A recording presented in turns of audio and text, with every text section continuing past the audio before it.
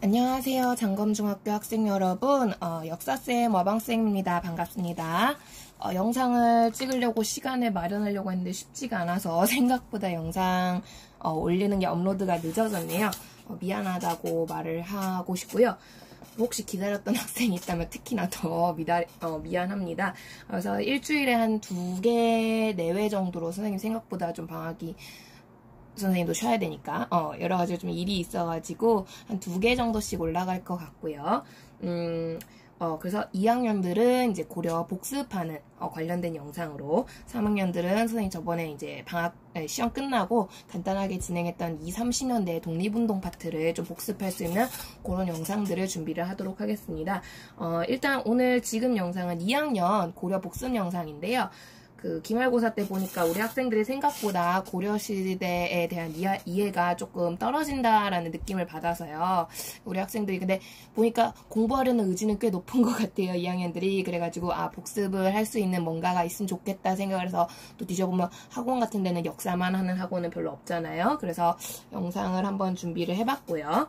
그래서 우리가 2학기 시작을 하면 이제 고려 후반기 부분을 배우게 될 텐데, 그 고려 후반기 부분을 보려면 역사라는 건 항상 연결이 되는 거기 때문에 최소한 완전히 다는 몰라도 고려 전반기의 대체적인 상황들은 어느 정도 이해를 하고 가야 후반기를 알 수 있겠다 생각이 들어서 고려 전반부, 즉 우리가 이제 기말고사 범위로 배웠던 고려시대 파트를 복습하는 영상을 준비하도록 하겠습니다. 그런 의미에서 오늘은 고려시대 첫 번째, 역시 고려하면 빼놓을 수 없겠죠. 고려의 건국자이자 후삼국 통일을 완성시켰던 태조 왕건과 이 태조 왕건에 대한 얘기를 살펴보면서, 이 태조 왕건이 과연 고려 초창기에 어떻게 나라를 정비하려고 했었고, 그리고 이거를 후계 왕들이 이어받아서 어떻게 정비를 하려고 했는가, 이어받았는가 살펴보도록 하겠는데요. 그래서 고려 초창기 고려의 모습은 어떠했는가 살펴보도록 하겠습니다. 자, 그러면서 여러분 혹시나 이 영상을 보시고 낯선 역사 용어라든가 정말 짜잘한 거라도 좋아요. 선생님 설명에서 이해가 안 되는 부분이 있으면 댓글로 질문을 올려주시면 선생님 댓글 보고 다음 영상이나 혹은 댓글 안에다가 답변을 달 수 있도록 하겠습니다. 여러분 제발 질문 진짜 중요하거든요. 여러분 모른 채로 그냥 넘어가시면 안 돼요. 정말 짜잘한 사소한 것도 좋으니까 꼭 질문 올려주시고요. 질문 올릴 때는 정말 내가 정말 이 질문 쪽팔려서 못 올리겠다, 부끄러워서 안 되겠어, 이런 게 아닌 이상은 제발 실명으로 올려주시기 부탁합니다. 실명으로 올려야 선생님이 그 친구가 누군지 알고 2학기 때 선생님 혹시나 같이 수업을 하게 된다면 이 친구가 이런 부분에 대한 이해가 어렵구나 라는 걸 판단해서 수업 때 참고를 할 수 있으니까요, 여러분. 그 선생님한테도 이미지 좋게 찍히는 거예요. 좋죠? 그래서 반드시 질문을 실명으로 올려주시길 부탁드립니다. 자, 그러면 우리 학생들 이제부터 수업 시작해 보겠는데요. 자, 아까도 했지만 일단 첫 번째 인물 태조 왕건입니다. 자, 우리 태조 왕건 하면 역시 빼놓을 수 없겠죠. 궁예의 뒤를 이어서 고려의 주인이 되었던, 고려를 건국했던 사람이고요. 건국 과정에서 송악을 개경이라는 새로운 수도로 정립을 시켰던, 고려의 수도하면 개경이죠. 거의 항상 내내, 잠깐 빼고는. 그래서 개경을 수도로 삼았던 사람이기도 하고요. 그러면서 동시에 후삼국 통일이라는 엄청난 업적을 이루어낸 사람입니다. 실은 이것만으로도 충분히 건국자잖아요. 그래서 이름이 태조인데 이것만으로도 역사 교과서에 실리고 시험 문제에 나올 만큼 중요한 인물이라고 할 수 있지만, 태조의 업적은 이게 끝이 아니었다라는 거죠. 태조는 생각보다 오래 살았기 때문에. 그래서 이 후삼국 통일 이후에 태조는 이 완성된 고려를 진정한 의미의 완성을 만들어야겠다라는 생각을 하게 됩니다.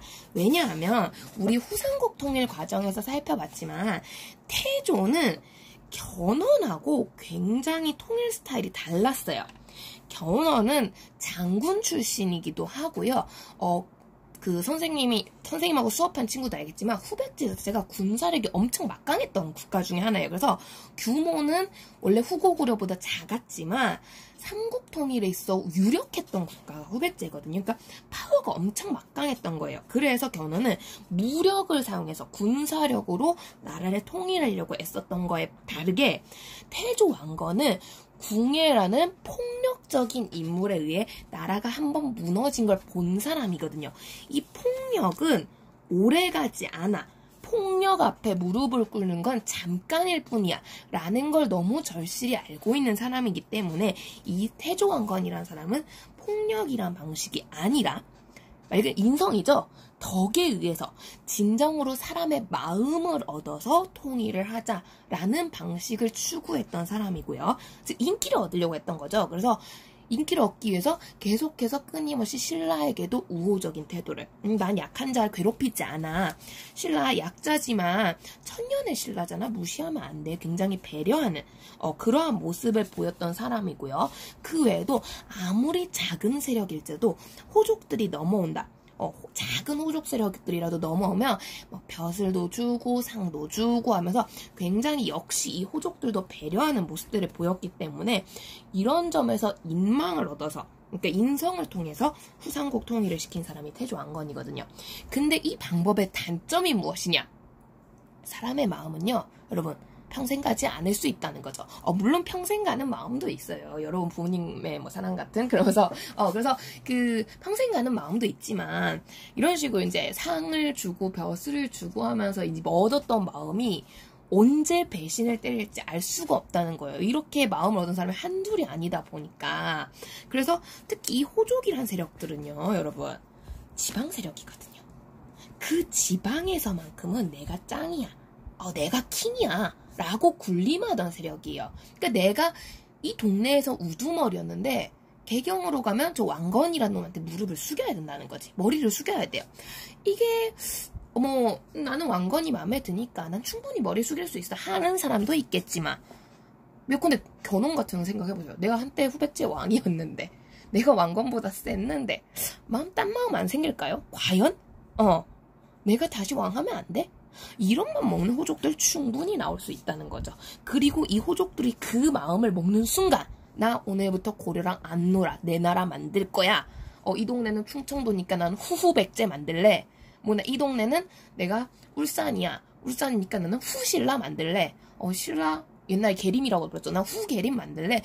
이런 식으로 나와버리면 비록 왕건이 지금 당장은 후삼국 통일을 이뤄냈지만 이게 언제 후삼국 시대가 될지, 후사국 시대가 될지, 오국 시대가 될지 알 수가 없다라는 거죠. 그런 점에서 왕건은 이 후삼국 통일을 유지시키는 것, 이게 굉장히 중요하다 생각을 했고요. 이 후삼국 통일이 유지가 되어야만 이제 왕건이 원했던 세상, 백성들을 위한 세상이라든가 고려의 이름에 맞는 고구려를 계승한 나라다운 뭔가 정책들 이런 것들을 할 수 있다고 생각을 한 거죠. 그래서 왕건은 후삼국 통일 이후 제일 중요한 거, 이 유지시키는 걸 가장 중요시 여기고요. 이 후삼국 통일을 유지하려고 하니 무슨 세력을 잘 다독여야 되느냐? 언제 배신할지 모르는 놈들, 언제 나라를 세울지 모르는 놈들, 바로 이 호족들을 잘 관리하는 것이 굉장히 중요하다고 생각을 합니다. 어떻게든 호족이 내 편이 되도록 나를 배신하지 않도록 만들어야 돼요. 이러자니 마음만으로 믿을 수 없다는 거지. 뭔가 겉으로 딱 드러나는 관계가 나와야 된다는 거야. 웬만해선 내가 얘를 배신하기 힘들어 하는 관계. 가족이 되면 되는 거예요. 우리 서로 가족이 됩시다. 태조왕건이 호족들하고 딜을 하는 거죠. 특히 호족의 세력이 세면 셀수록 당연히 이 딜은 더 많이 들어가겠죠. 너 세력 세니까 절대 배신하면 안 돼. 너 나랑 가족하자. 근데 여러분, 남남이 가족이 될 수 있는 방법이 가장 좋은 게 뭐죠? 그쵸. 결혼이죠. 자, 그래서 왕건이 가장 신경 썼던 정책입니다. 호족을 내 편으로 끌어들이는 정책. 포섭 정책이고요. 이 호족 포섭 내 편으로 만드는 방법 중에 가장 왕건이 많이 썼던, 즐겨 썼던 방식이 바로 혼인입니다. 혼인 정책을 실시를 했다라는 거. 혼인, 요즘 말로 치면 결혼이라고도 할 수 있는 거죠. 그래서 결혼 정책, 혼인 정책, 어떤 용어를 쓰든 편한데 어쨌든 가족 관계가 되려고 했다는 거야. 근데 왕건은 남자잖아요, 그죠? 이때는 동성애가 아직은 별로 유명하진 않던 시대니까. 혼인하려면 뭐가 있어야겠습니까? 왕건 남자니까 여자가 있어야겠죠. 자, 그래서 혼인 정책은 말 그대로 호족 중에 좀 더 주요한 세력, 중요한 세력, 대표적인 세력, 대규모인 세력들, 요런 세력들의 딸이나, 그쵸? 여동생, 요런 여인들이 있으면 이들이 왕건과 결혼을 하는 방식입니다. 그리고 여러분 딸 있다고 무조건 결혼할 수 있는 건 아니에요. 1살짜리랑 결혼할 수 없잖아요. 70살 노파하고 결혼할 수는 없잖아요. 당연히 결혼 정년기의 여성이 있어야 되는 거고요. 자, 그래서 딸, 여동생 같은 존재들이 보일 때 나랑 결혼합시다 이런 걸 볼 수 있고요. 여러분 그 수업 도중에 보니까 특히 여학생들은 그 보보경심녀라고 옛날에 이준기랑 아이유가 주인공이었던 드라마 많이 봤던 것 같은데 거기 보면 아이유 같은 경우도 왕건하고 결혼할 뻔하죠. 이 사람도 굉장히 대규모 호족 세력의 딸이었기 때문에 그 집안의 여인으로 나오기 때문에 그런 부분들 혼인 정책의 일환이라고 볼 수 있습니다. 그래서 왕건은 이런 걸 통해서 가족으로 관계를 구성한다면 가족이니까 웬만한 배신 안 할 거 아니에요. 그래서 호족들을 끌어들이는 방식을 택했고요. 자, 그러다 보니 왕건이 부인이 겁내 많아요. 일단 여러분 그 사극 같은 거 보시면 알겠지만 원래 왕이 아무리 부인이 많아도 보통은 왕비는 한 명, 후궁이 뭐 수십 명, 수백 명 이렇게 되는 게 일반적인데 왕건은 그것만으로 감당이 안 되는 거예요. 그래서 왕비가 6명 왕비가 6명이에요. 후궁이 23명 그래서 총 29명의 부인을 뒀던 위대한 남자예요. 그래서 엄청난 결혼을 했었다라는 거고요. 그 정식으로 말 그대로 이제 풍계가 있다고 할 수 있는 거죠. 그게 29명이고 쟤 몰라요. 정식 기록 이외의 여성들이 또 있을 수도 있다라는 거죠. 그래서 엄청난 부인 수를 거느리고 있던 사람이 이 왕건이고요. 이 왕건이 그래서 이 29명의 부인을 또 이제 결혼만 하고 사랑해주지 않으면, 아껴주지 않으면, 애정이 없으면 이 여자가 또 집에다 일러 바칠 수도 있잖아. 아빠 얘가 나 안 예뻐해 뭐 이런 식으로 하면 또 곤란하잖아요. 그죠? 오히려 관계가 나빠지겠죠. 그러니까 왕건이 29명을 골고루 잘 보살펴야 된다라는 거지. 그래서 그런가 자식도 허벌나게 많이 낳아요. 자식이 34명이었을 거예요. 이 29명 부인한테서. 그래서 34명인데 이 중에 거의 상당수가 아들이었다는 점. 대단하죠. 그래서 왕위 계승의 필수적인 아들이 전혀 왕건은 부족하지 않았는데요. 오히려 아들이 너무 넘쳐났기 때문에 문제가 생겨요. 무슨 문제가 할까요? 아들이 너무 많아. 그쵸? 이 아들들이 욕심이 생기는 거예요. 내가 아버지의 뒤를 이어서 2대 왕이 되고 싶다. 이런 욕심들이 생기게 되거든요. 그쵸? 심지어 이 아들들 집안이 하나같이 빵빵해요. 왕건이 아무나 혼인 안 하거든요. 호족 중에서도 세력이 빵빵한 애들하고 혼인을 하거든요. 그러니까 우리 외가댁이 장난이 아닌 거야. 외가댁이 뭐 경주 그 신라 왕족 출신이라든가 남주역이 그런 캐릭터였었죠. 보보경심녀에서. 그리고 뭐 아니면 무슨 뭐 강원도를 전체를 다스리는 뭐 호족이라든가 이게 굉장히 대호족인 경우가 많았기 때문에 이 외가댁들도 이왕이면 내 손자가 내 조카가 왕이 됐으면 좋겠다. 이 아들들을 밀어주게 되거든요. 그래서 이게 왕건이 살아있을 땐 괜찮은데 왕건이 죽고 나서 이 호족들이 이 아들들을 이용해 딴맘을 먹게 되는 좀 그런 문제점이 생깁니다. 이건 뒤에 가서 좀 더 자세하게 설명을 하겠고요. 어쨌든 혼인을 통해서 왕건은 그 호족들의 편에 끌어들여요. 근데 여러분 이 정책을 하려면 필수 조건이 뭐라 그랬죠? 그쵸. 요게 있어야 돼. 여자가 있어야 돼요, 여자가. 결혼 정년기에 왕건과 혼인하기에 적절한 여성이 있어야 되는데, 문제는 가끔 가다 보면, 이게 없는 경우가 있거든요. 여자가 없어요. 이 집안을 반드시 끌어들여야 되는데, 왕건이. 가족을 만들려니까 결혼할 여자가 없네. 혹은, 결혼을 했음에도 여전히 불안한 거예요. 얘는 정말 절대 내 편이어야 되는데, 절대 배신하면 안 되는데, 혹시나 내가, 얼마나 바쁘겠어요, 왕이면. 또 조금, 딸내미랑 사이 안 좋다고 막 잘못 마음 먹으면 어떻게 불안한 사람들 있거든요. 그럴 때를 대비해 왕건이 한 개 더 방법을 만들었네요. 그래, 가족이 되는 게 혼인 말고도 있잖아.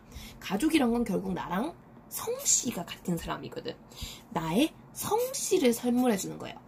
성씨를 하사하는 정책이라고 해서 이걸 사성 정책이라고 많이 표현합니다. 그래서 사성 정책, 성씨를 주는 건데요. 그 대표적인 게 이제 너를 왕족으로 만들어주겠어.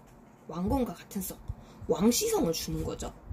그래서 그 대표적인 사람이 이전에 왕족이었어요. 고려의 한 핏줄이라고도 볼 수 있죠. 역시 고구려에 계승했던 발해의 왕족인데요. 이 발해 멸망할 때 이야기를 들으셨나? 나는 얘기를 했던 것 같은데 그 발해 왕족 대광현이라는 왕자가 태자였을 거예요. 선생님 기억이 나면 발해의 태자였는데 발해가 알다시피 그 거란의 침략으로 멸망을 하게 되잖아요. 그래서 이 멸망을 했을 때 내 백성들 이끌고 과연 거란에게 복수를 할 것인가? 거란 세력이 너무 센데 개죽음인 것 같아. 그러면서 이 대광현이요. 자기를 따르는 백성들 데리고 그래도 한 핏줄인데 고려를 찾아와요. 그래서 고려 임금님 왕건이시여 나를 받아주소서. 대광현이 이제 그 귀순을 하게 되거든요. 항복을 하게 되거든요. 귀순이라고 하죠. 보통 이런 거는. 그래서 하게 되는데 그러니까 왕건이 감동인 거예요. 어떻게 보면은 내가 발해라는 나라마저도 그 영토는 거란에게 뺏겼지만 백성들을 흡수했다. 발해의 그런 정통성? 그러니까 말 그대로 나야말로 진정한 고구려의 후계자다. 이런 것들을 인정받은 셈이 되거든요. 그러면서 백성의 수도 늘어나. 농사할 백성이 늘어난다는 거거든요. 세금이 늘어난다는 얘기죠. 세금을 내 백성이 늘어난 거니까. 여러 가지로 이건 굉장히 좋은 정책이었던 거예요. 좋은 상황이었던 거예요. 그래서 왕건이 이 대광현이 너무 고마운 거죠. 심지어 이 사람은 어떻게 보면 발해의 왕족이었던 사람인데 왕족이 무릎을 꿇고 온 거야. 너무 이쁘잖아요. 그러니까 이 대광현에게 선물을 주는 거죠. 너 여기 와도 계속 왕족해라. 그래서 왕시성을 줘요. 그럼 이름이 뭐가 될까요? 왕광현이라고 하지만 실은 선생님이 그래서 수업 시간에 그냥 왕광현하고 때려쳤는데 정확히 말하면 왕건이 이름까지 선물을 줘요. 그래서 이 사람이 내 기억에 왕계라는 이름이 됐을 거예요. 개자가 무슨 개자인지 모르겠네. 그래서 대광현이 왕시성의 이름은 계라는 사람으로 나중에 바뀌게 되고요. 그래서 그런 모습을 보입니다. 이 외에도 굉장히 많은 사람들이 왕시성을 하사받고요. 근데 가끔 보면 왕족급으로 끼워주긴 애매한 애들도 있거든. 그럴 경우는 이제 왕시성은 아니고 다른 성씨를 주기도 해요. 대표적인 사람이요. 선생님 조상님이에요. 선생님 조상님이 그 왕건 후삼국 통일할 때 공을 세워가지고 성씨를 받아요. 그래서 선생님 성씨가 이씨인데, 뭐 족보상엔 그래요. 왕건이 줬대요. 그래서 그렇습니다. 이런 정책을 사성정책이라고 하게 되고요. 이걸 통해서 어떻게 보면 왕건에게 일종의 인정을 받게 되는 거죠. 그리고 가족이 되는 거다 보니까 호족들이 너도 나도 포섭이 됩니다. 나 왕건 편할래. 심지어 이거 할 때 그냥 안 하거든요. 결혼만 하는 게 아니고요. 여러분 우리나라 결혼은 그렇잖아요. 혼수라고 해서 왕건이 또 선물을 겁내줘요. 사성할 때도 성씨 받았잖아요. 좋은 일이잖아요. 축하할 일이잖아요. 선물 겁내줘요. 그러니까 엄청난 금은보와 벼슬이 같이 딸려오는 거예요. 이거를 이제 조금 어려운 데선 중패비사라고도 하기도 하는데 요거는 고등학교 수준이니까 넘어가도록 하겠습니다. 자, 아무튼 그래서 혼인정책, 사성정책으로 왕건은 엄청나게 편에 끌어들여요. 참 잘 됐죠. 덕분에 왕건이 든든하게 이제 호족이라는 뒷배기 생겼는데 문제는 호족들이 이것 때문에 세력이 너무 세져요. 사실상 왕하고 차이점이 왕관이 있냐 없냐 수준밖에 안 돼요. 뭐야? 내 딸내미가 왕비인데 내 왕의 장인인데 내가 더 높은 거 아니야? 이런 마음 먹는 놈들도 나오거든요. 근데 왕관 입장에서 그래도 내가 왕인데 이놈은 호족인데 신한데 대드네? 좀 이럴 때 제압할 수 있는 장치가 필요하거든요. 그래서 왕건은 포섭과 동시에 이 호족들이 너무 나대지 않게 견제 정책을 준비를 하게 되고요. 그래서 호족을 포섭함과 동시에 적당한 수준의 견제입니다. 원래 사랑 관계라는 게 밀당이 필요한 거거든. 밀기도 하고 당기기도 하고 당긴 게 호족 포섭이면 민 게 호족 견제라고 볼 수 있는 거죠. 근데 이 호족을 견제하는 가장 좋은 정치가 무엇이냐? 호족들은 지방 세력이거든요. 지방을 잘 사로잡아야 돼요. 그러면서 이 지방을 잘 감시하고 견제하는 제도, 이게 바로 사신관 제도와 기임 제도라고 볼 수 있는 거죠. 둘 모두 이제 인지를 이용해서 지방을 감시하고 견제하면서 호족들이 함부로 다 나대지 못하게 만드는 제도인데요. 일단 사신관 같은 경우는 말 그대로 끝에 관자가 붙었습니다. 관리라는 의미예요. 그러니까 좀 선생님 이거 외우기 쉬우라고 만든 용어인데, 그러니까 사적으로 심사하는 관리예요. 어디를 사적으로 심사하느냐? 자기 지역을 사적으로 심사해서 관리하는 게 사신관이거든요. 이 사신관은요, 보통 이제 대호족들한테 주는데, 그 스타트가 경주예요. 경주. 신라죠. 신라 당시 경순왕이 항복을 했어요. 그러면서 이제 이 사람은 더 이상 왕이 아니고요. 김부라는 한 명의 인간으로 전락했는데 그래도 명색이 전때 왕이잖아요. 그러니까 이 사람을 괄시할 수가 없는 거예요. 왕건 원래부터가 신라에 대한 배려가 뛰어났던 왕건인데 그러니까 이 경순왕을 대우해주는 우대해주는 장치로서 이전에 없었던 새로운 관직인 사심관이라는 자리를 넘깁니다. 그러면서 너 이제부터 내가 특별 관직 줬으니까 너 왕이잖아. 내 옆에서 신라 어떻게 다스렸는지 조언도 주면서 나랑 잘 지냈으면 좋겠어. 얘를 개경으로 불러와요. 사신관으로 임명을 해서. 그러면서 그리고 이 개경으로 불러온 후에 경순왕아, 김부야, 네가 사신관이잖아. 네가 경주 제일 잘 알잖아. 네 동네잖아. 네 구역이잖아. 그게 네가 알아서 다스려. 내가 괜히 개입해봤자 경주 백성들이 나 안 좋아할 것 같아. 그냥 네 백성들이었잖아. 네가 알아서 관리해. 하고 김부한테 이 사신관이라는 경주 백성들을 네가 알아서 사적으로 심사할 수 있는 그런 장치를 준 거예요. 그래가지고 개경으로 불러서 니네 경주 백성들 요새 어떻게 지냈니? 김부한테 이제 이렇게 이야기를 듣는 거죠. 근데 문제는 이게 얼핏 보면 되게 좋아요. 그러면 내 원래 구역을 내가 맘대로 다스리는 거야? 진짜 여기서 내가 뭔 짓 해도 상관없는 거야? 내가 세금 맘대로 걷어도 돼? 되게 좋아 보이는데 근데 문제는 요 경주 백성들 입장에선 김부가 굉장히 소중한 존재거든. 나의 왕이었잖아요. 그쵸? 근데 나의 왕건이가 야 김부 막 이렇게 해요. 기분 나빠. 내 왕을 되찾고 싶어. 발라와 하잖아. 누가 벌 받게요? 그쵸? 내가 널 믿고 경주를 관리하라고 맡겼는데 김부야. 난리가 났다. 너 책임져. 김부가 책임을 받게 되거든요. 이 사람 죽을 수도 있어요. 이러면. 인질 역할이 되는 거예요. 그러면서 그 지역에 있던 이제 중소호족이나 백성들이 함부로 자기의 주인이 지금 개경에 잡혀있는 상황이잖아요. 함부로 대들지 않게끔 만들었던 장치가 사신관이고요. 실제 이것 때문에 경주 백성들이 함부로 신라를 부활시키겠다느니 김부를 되돌려달라느니 함부로 거리지 못합니다. 이 효과를 보면서 왕건이 괜찮은데?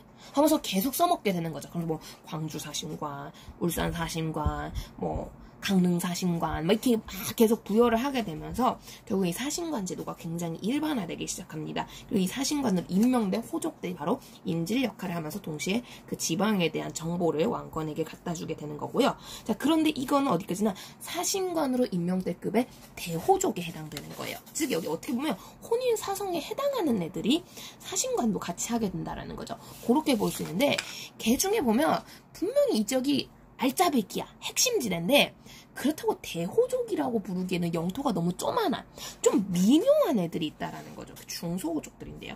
규모가 중이야. 소야. 작아. 그래서 중소호족들. 요런 경우에도 결혼도 하기 애매하고 사성주기도 애매해. 그렇다고 무실하게 어쨌든 호족이야. 뭔가 대우와 견제가 동시에 필요한 세력이라는 거죠. 그런 애들에게 줬던 게 기인제도예요.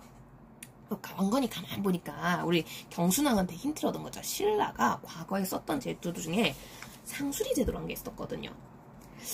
이 상수리 누구한테 썼던 거죠? 주로? 그쵸. 촌주에게 썼던 거죠.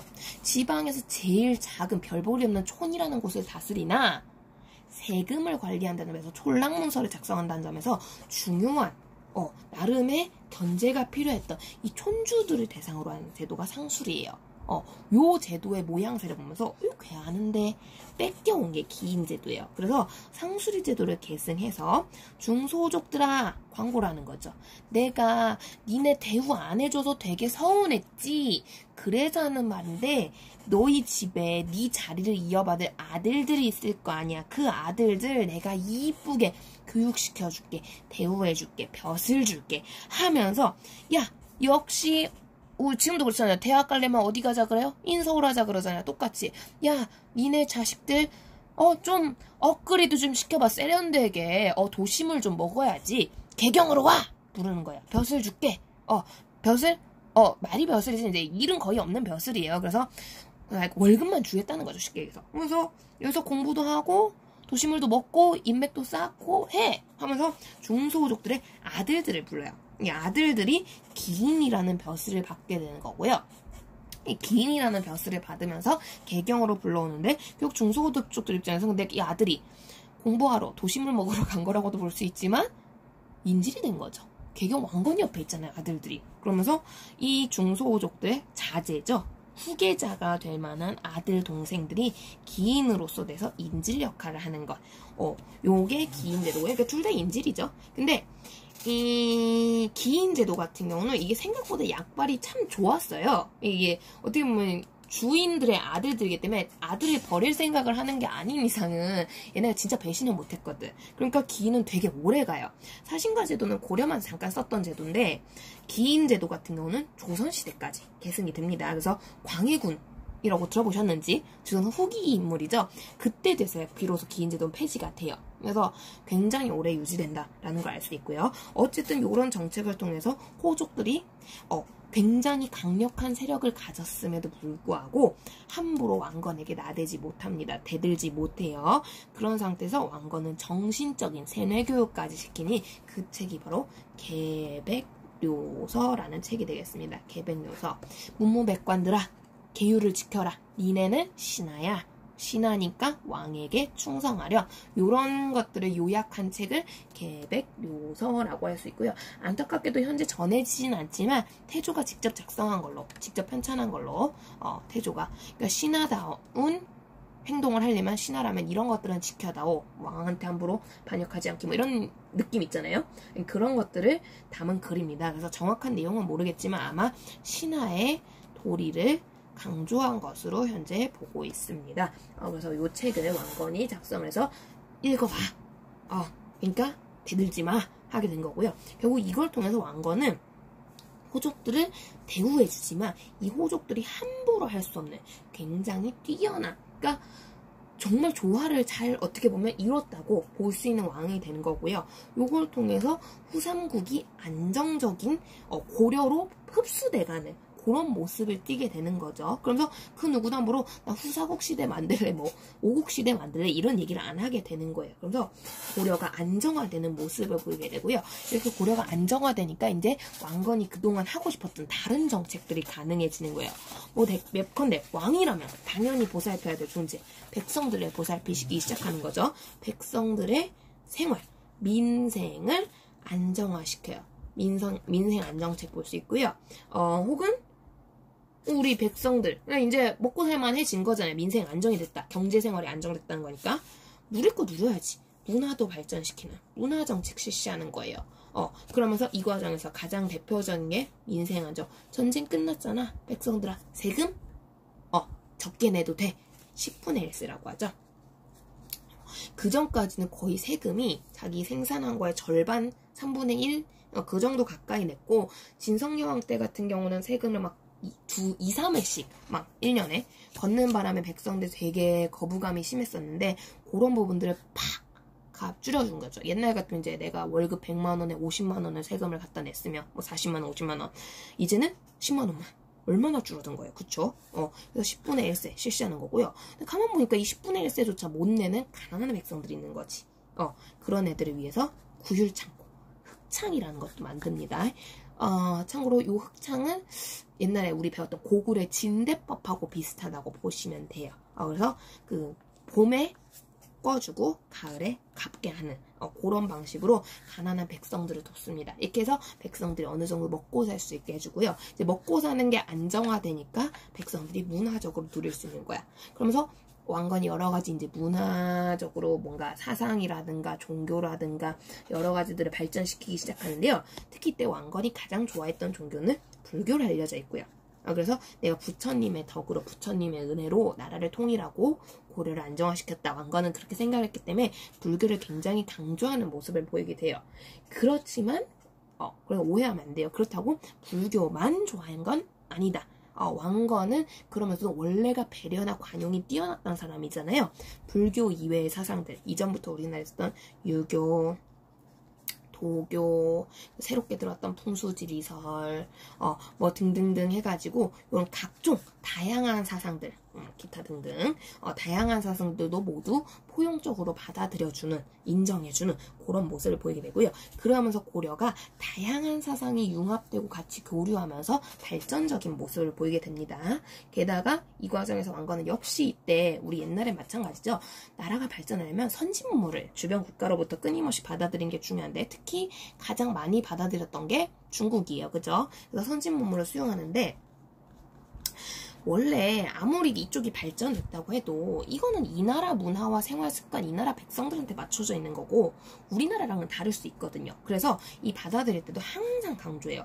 우리식으로, 고려식으로, 고려 스타일링을 해라. 그래서 선진 문물을 수용함에 있어서 굉장히 주체적인 모습을 보였다는 게 특징입니다. 그래서 그런 식으로 하면서 고려만의 독자적인 문화가 발전되고 백성들의 삶도 윤택해져요.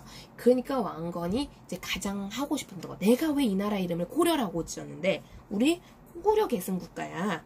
고구려를 계승했으니까 고구려 땅 되찾아야지 하면서 고구려 옛 땅을 찾는 북쪽으로 진출하는 정책을 실시합니다. 이걸 우리가 이제 북진 정책이라고 부르게 되는 거고요. 고구려 후계자로서 고구려 옛 땅을 되찾겠다라고 하는 건데요. 그러더니 고구려 옛 땅을 되찾을 군사적인 노력이 필요해요. 군사적인 힘을 굉장히 왕건에 열심히 쌓게 되는 거고요. 이 과정에서 군사를 뭉쳐서 북쪽으로 공격할 때, 여러분 공격하는 구역이 가까울수록 군사 이동이 줄어드니까 공격이 편하겠죠? 북쪽에 기지가 필요한 거예요. 그래서 만들었던 기지, 우리 고구려 계승국가잖아. 과거 평양을 우대하는 차원에서 고구려의 마지막 수도였죠. 여기를 내 서쪽에 있는 수도다. 북쪽으로 진출하는 중심 기지야. 군사 기지야. 하면서 서경이라는 곳을 굉장히 중요시 여기게 되고요. 요거를 북진 정책의 중심 기지로 활용을 하게 됩니다. 그래서 여기서 이제 북쪽으로 공격을 막 나서게 되는데 그 결과 실제로 왕건 때 북쪽으로 영토가 상당히 확장되는 모습을 보이게 되고요. 여러분 지도를 보시면 여기 교과서거든요. 교과서 지도 보시면 여기 보이죠?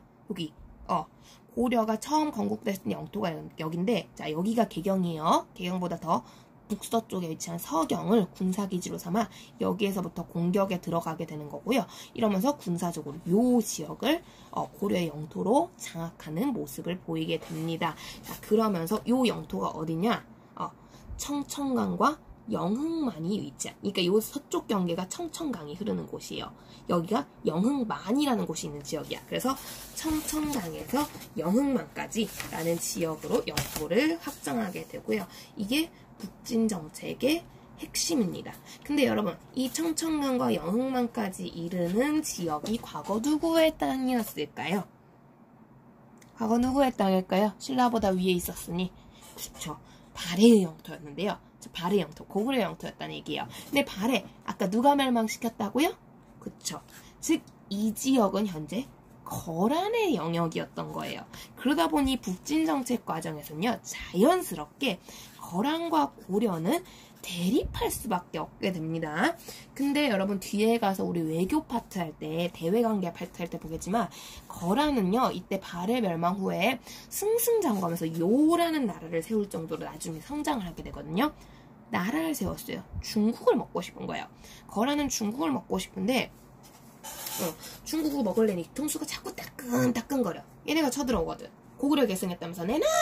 고려가 자꾸 거란한테 오거든요. 그러니까 요거를 정리할 필요가 있는 거예요. 거란은 웬만하면 고려랑 좀 싸우고 싶어 하지 않았어요. 그렇기 때문에 거란은 끊임없이 고려에게 선물을 보낸다든가 친선, 고려와 친선 관계 맺기를 이제 원하게 되는데요. 문제는 우리 어차피 북진할 거고요.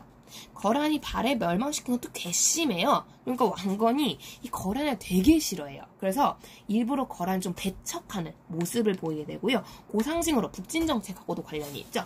만부교 사건이라는 게 터지게 됩니다. 만부교라는 다리 밑에 거란의 선물이었던 낙타를 굶겨 죽였던 사건이에요. 당시 거란에서도 우리한테도 희귀템이야 하면서 낙타 30마리인가 50마리인가 아무튼 그거를 선물을 주는데요. 아이고 메르스 바이러스 엄청 들어오겠네요. 아무튼 그래서 이 만부교를 이제 건너야 거란의 선물이 이제 고려로 전달이 되는데 이걸 이제 왕건의 소식을 듣고 난 거란 선물을 꼴도 보기 싫어. 치워! 이렇게 된 거예요. 그래서 이 만부교를 거란의 낙타들이 건너오지 못하고 여기서 그대로 굶어 죽어요. 이 사건은 이제 만부교 사건이고 왕건이 얼마나 거란을 배척했는가, 친선이 아닌 갈등 관계를 만들려고 했는가, 이걸 볼 수 있습니다. 어차피 갈등해야 되는 상황이니까 북진을 하려면 왕건 입장에선 굳이 거란을 우리 편으로 끌어들일 이유가 없었던 거죠. 그러면서 왕건은 이제 이러한 여러 가지 정책을 피게 되고 진짜 대단하죠. 한 사람이 이 많은 정책을. 이러니까 시험 문제도 무지 잘 나오게 되고요. 그러면서 이제 왕건이 굉장히 나라를 잘 다스리는데 결국 왕건도 인간이거든요. 언젠간 죽게 돼요. 그러면서 자기가 죽었을 때 자기가 이렇게 열심히 진짜 개고생했잖아요. 원하지도 않는 여자랑 결혼까지 해가면서 엄청 열심히 일했으니까 이 고려가 쉽게 망하지 않길 바라는 거예요. 그러면서 왕건이 신하에게 신하의 도리를 강조했듯이 내 후계자들아, 미래의 고려의 왕들아, 니네가 고려를 잘 살려면 니네가 왕다워야 돼 하면서 유언장을 남기게 됩니다. 이 유언장이 훈유 10조라는 글이 되고요. 요거는 현재 남아있어서요. 우리 교과서에도 친절하게 훈유 10조 주요 내용들이 탐구 자료에 소개가 되어 있습니다. 여러분, 교과서가 생각보다 괜찮아요. 여러분, 복습할 때 꼭 한 번씩 보세요. 그래서 보시면요. 그래서 여기에 보면 이제 왕건의 정책들의 그거를 대충 느낌이 오는 거죠. 보세요.